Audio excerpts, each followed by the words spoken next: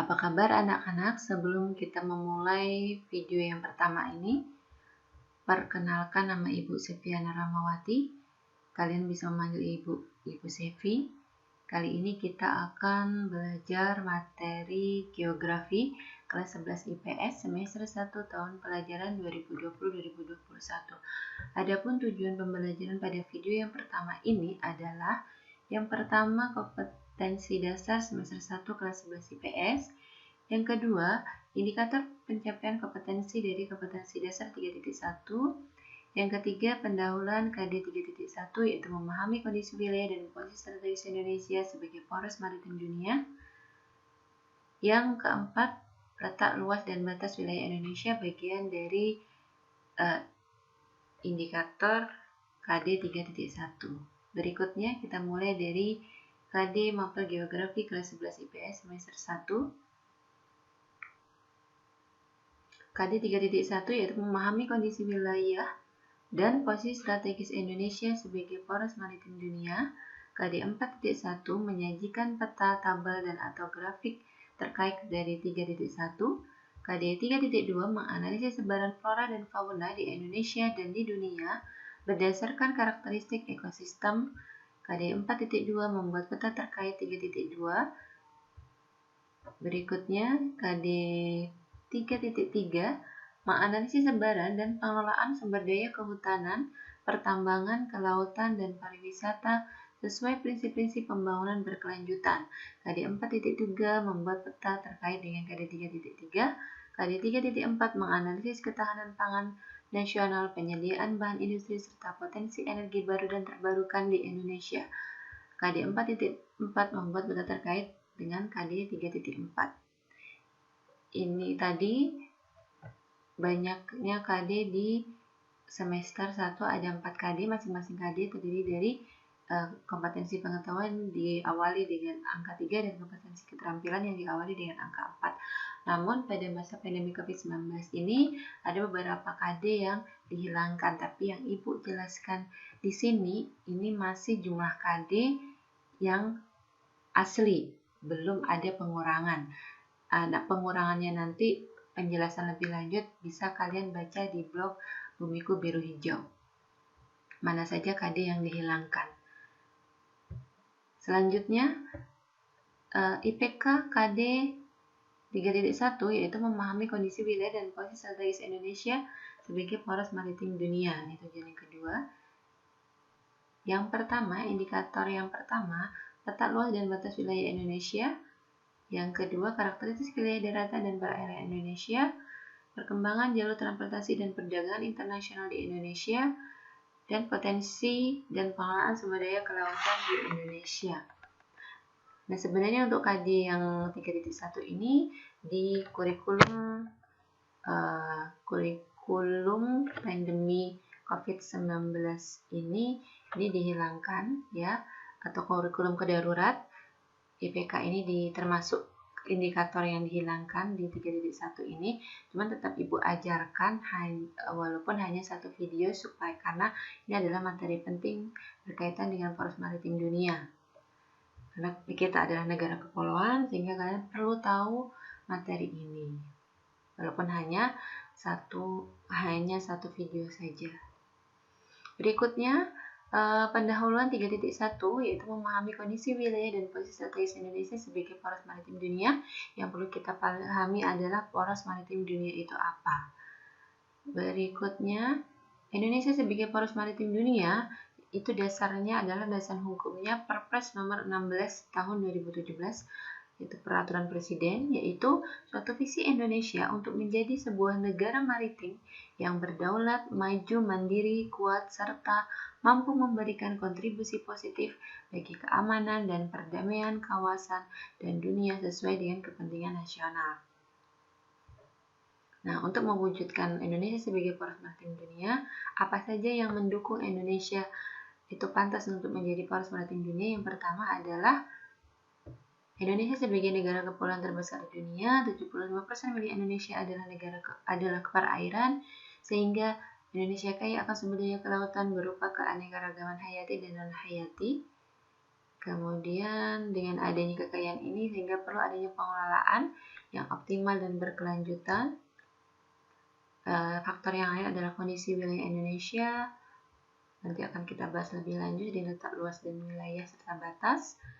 Kemudian kebijakan kelautan, yaitu berdasarkan Perpres nomor 16 tahun 2017.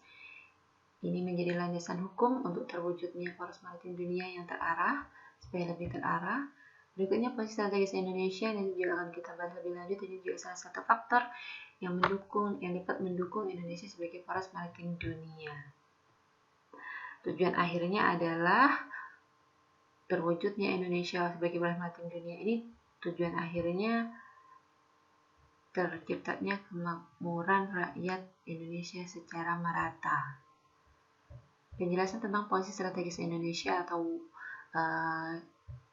dengan adanya Indonesia berada pada posisi silang atau world cross position. Kalau digambarkan seperti ini, maksudnya adalah di sebelah utara ini ada benua Asia, di sebelah timur ada benua Australia, kemudian ada Samudra Pasifik di sebelah utara, di sebelah selatan ada Samudra Hindia. Ketika dihubungkan 4 faktor ini membentuk posisi silang atau world cross position. Posisi silang ini berdasarkan catatan sejarah di masa lampau menjadikan Indonesia sebagai pusat jalur lalu lintas di dunia. Misalnya dari India melakukan perjalanan perdagangan ke Indonesia. Dalam proses perjalanannya negara Arab juga itu sekaligus menyebarkan agama dan kebudayaan.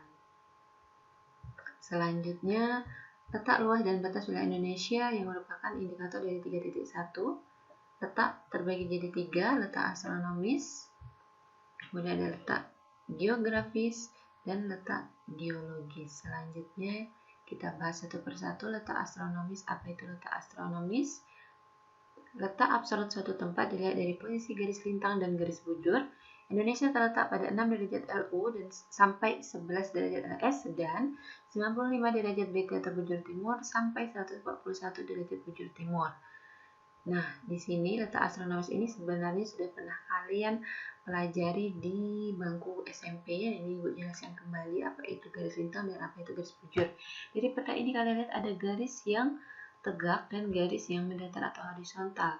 Garis yang tegak ya, kalau peta itu di atas itu menunjukkan arah utara, sedangkan di bawah arah selatan, di sebelah kiri ini arah barat, di sebelah kanan ini arah timur.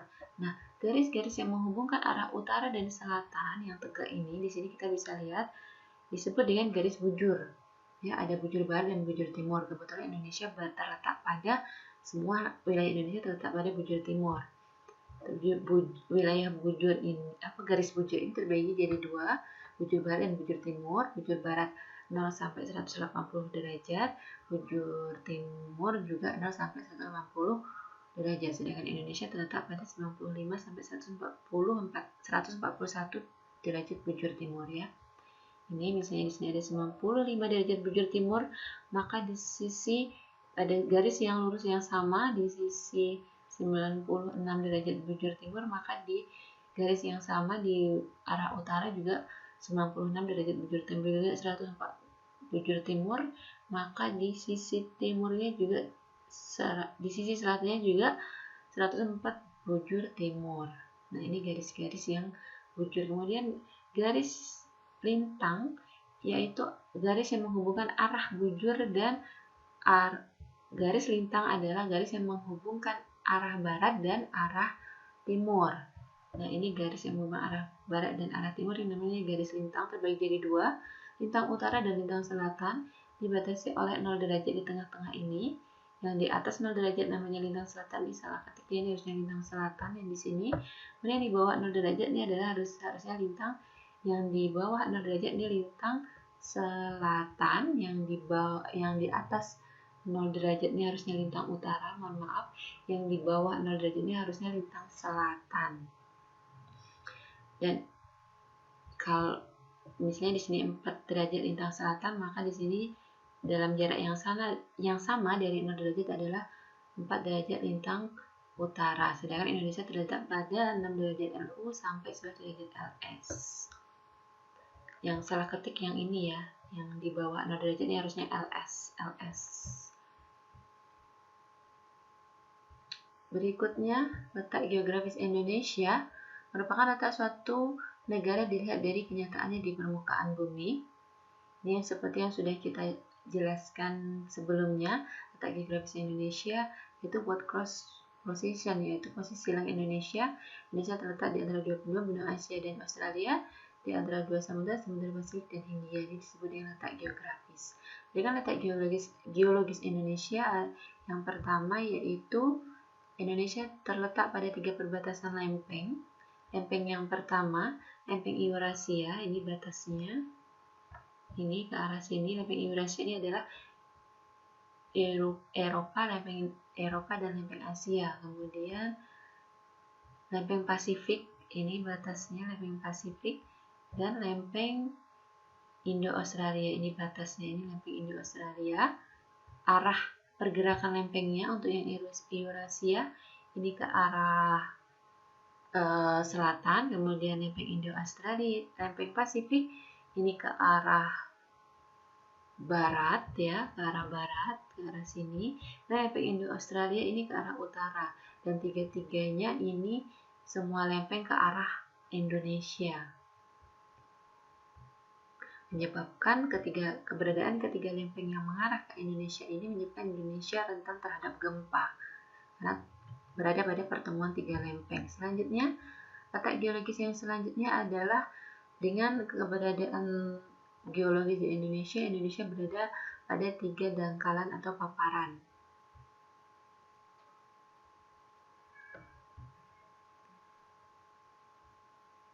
Dangkalan yang pertama yaitu dangkalan atau paparan Sunda. Maksudnya adalah dangkalan ini adalah bagian dari daratan yang tergenang oleh air laut, sehingga dangkalan ini termasuk ada laut yang dangkal.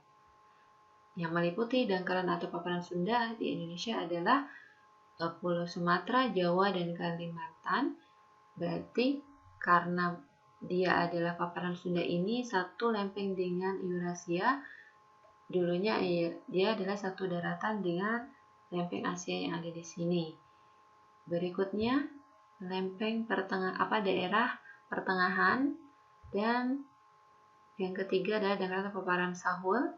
Di sini yang termasuk paparan Sahul adalah Papua dengan Australia, sehingga Papua dan Australia ini adalah satu daratan yang sama dulunya sebelum tergenang oleh air laut. Karena air es mencair sehingga dangkalan ini saat ini tergenang oleh air laut. Berikutnya, letak geologis berikutnya yaitu Indonesia dilalui oleh 2 pegunungan besar dunia, rangkaian sirkum-Mediterania dan rangkaian sirkum-Pasifik. Rangkaian sirkum-Mediterania adalah jalur pergunungan api dunia yang berawal dari Mediterania, yaitu di Laut Tengah, Eropa, menuju ke pegunungan Himalaya di Asia, menuju ke Kepulauan Indonesia, dan berakhir di Laut Banda. Sedangkan sirkum Pasifik yaitu jalur pergunungan api dunia berawal dari pegunungan Andes di Amerika Selatan di sebelah sini menuju ke Samudra Pasifik, ini di Samudra Pasifik, dan pegunungan Andes. Nah, ini adalah jalur sirkum Pasifik atau pegunungan Pasifiknya. Pegunungan Pasifik ini jalurnya bisa di daratan dan di dasar laut, dan di sini ada sirkum Mediterania. Keberadaan 2 sirkum atau jalur pegunungan di Indonesia ini menyebabkan Indonesia terdapat banyak gunung api sehingga rawan terhadap letusan gunung api. Namun juga ada keuntungannya, Indonesia banyak bahan tambangnya. Berikutnya, luas wilayah Indonesia. Berapa sih luas wilayah Indonesia secara keseluruhan? Indonesia merupakan negara maritim, kira-kira 75% wilayah Indonesia adalah wilayah perairan, terdiri dari 3,3 juta kilometer persegi merupakan wilayah laut, meliputi perairan pedalaman, perairan kepulauan, dan laut teritorial, dan sekitar 2,9 juta kilometer persegi wilayah perairan zona ekonomi eksklusif atau ZEE dan landasan kontinen. Berdasarkan data statistik sumber daya laut dan perairan tahun 2018 BPN Badan Pusat Statistik, sedangkan wilayah daratannya ini hanya 1,9 juta. Berdasarkan sumber statistik Indonesia 2020 Badan Pusat Statistik. Berdasarkan uraian tadi dapat kita ringkas, luas wilayah Indonesia 75% adalah perairan, terdiri dari 3,3 juta merupakan wilayah laut, terdiri dari perairan pedalaman, perairan kepulauan, dan laut teritorial. Dan 2,9 juta ini adalah perairan ZEE, sedangkan 1,9 juta merupakan wilayah daratan. Pertanyaan seperti ini, luas wilayah Indonesia yang ZEE ini yang batas laut terluar ini, kemudian ada laut teritorial, ini jaraknya 12 mil dari pinggir dari pangkal pulau. Kemudian di sini di laut yang di antara pulau ini disebut dengan perairan pedalaman atau perairan kepulauan. Sedangkan luas daratannya yang ada di pulau-pulau ini. Lanjut, batas wilayah Indonesia. Di sebelah utara ada negara Malaysia, Singapura, Vietnam, Thailand, Palau, Laut Cina Selatan. Di sebelah selatan di sini ada Timor Leste, Australia, Samudra Hindia. Sebelah barat di sini ada Samudra Hindia. Di sebelah timur ada Papua Nugini dan Samudra Pasifik. Lanjut, penutup dapat kita simpulkan berdasarkan uraian tadi, negara Kepulauan Republik Indonesia merupakan negara maritim yang 75% wilayahnya adalah perairan laut yang memiliki sumber daya kelautan yang melimpah sehingga perlu pengelolaan yang optimal dan berkelanjutan dalam rangka meningkatkan kesejahteraan masyarakat. Yang kedua, Perpres nomor 16 tahun 2017 merupakan landasan hukum dalam mewujudkan Indonesia sebagai poros maritim dunia secara terarah dan berkelanjutan dalam rangka meningkatkan kesejahteraan masyarakat Indonesia. Yang ketiga, peran aksi nyata semua pihak cukup penting dalam mewujudkan Indonesia sebagai poros maritim dunia, antara lain khususnya untuk masyarakat pesisir karena yang langsung merasakan dampaknya.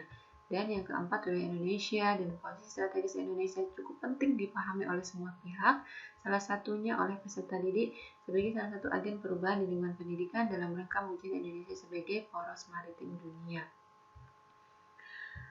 Tugasnya adalah salin KD semester 1 kelas 11 IPS tahun pelajaran 2020-2021 dan salin juga indikator dari kompetensi dasar 3.1. Silakan lihat lagi slide di awal-awal tadi.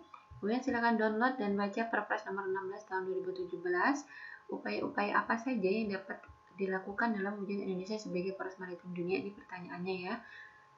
Kemudian silakan buka link blog berikut yang ada di sini sebagai salah satu sumber belajar kalian karena kalian belum dibagi buku. Pengganti bukunya silahkan kalian baca di sini untuk sumber belajar kalian. Selalu cek update blog ini apabila ada materi yang belum lengkap, dicek terus pembaharuannya. Tugas apabila masih belum ada, kalian boleh menggunakan sumber belajar yang lain. Tugas disalin pada buku catatan khusus geografi ukuran Big Boss. Setiap lembar bagian atas tulis nama, kelas, dan tanggal bulan tahun. Tugas yang dikerjakan kemudian difoto dan dikirim melalui Google Form, bukan WA ya. WA hanya untuk WhatsApp, hanya untuk bertanya, bukan untuk mengirimkan tugas, kecuali ada kendala tertentu, misalnya kalian tidak bisa atau gagal terus mengupload tugas melalui Google Classroom. Kenapa? Karena kalau melalui WhatsApp nanti takutnya tugas kalian tidak tersimpan di HP ibu. Tapi kalau karena misalnya memori HP-nya penuh. Tapi kalau di Google Classroom, walaupun memori HP-nya penuh, dia tetap tersimpan, tidak akan hilang tugas kalian. Dan batas akhir pengumpulan tugasnya adalah seminggu. Nah, untuk ketentuan tugas lebih lanjut, lebih detail, silahkan selalu cek di Google Classroom. Yang belum gabung, silahkan gabung di Google Classroom. Untuk kode Google Classroom-nya silahkan kalian hubungi nomor WA Ibu. Terima kasih atas perhatiannya. Selamat belajar. Selalu berdoa, selalu jaga kesehatan. Semoga kita semua segera bisa melaksanakan pembelajaran tatap muka secara langsung di lingkungan sekolah.